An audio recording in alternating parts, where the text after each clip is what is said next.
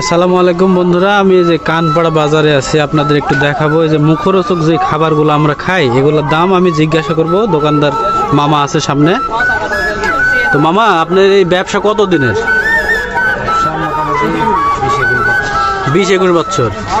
এই যে এখানে আপনার যেগুলো দেখছে এগুলো বাড়িতে বানান না আপনি যে বাইরে থেকে কিনে নিয়ে আসেন? বাড়িতে বানাই।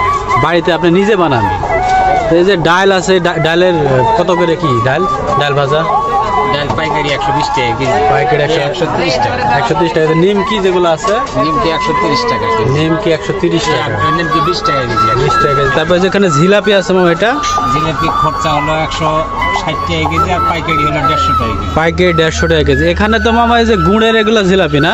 হ্যাঁ, তো চিনির জিলাপির দাম বেশি না গুড়ের জিলাপির দাম বেশি? একই দাম, প্রায় সেম টু সেম। এই যে ঝুরি আছে যেগুলো, এগুলা 40 টাকা। 40 টাকা পোয়া। আচ্ছা।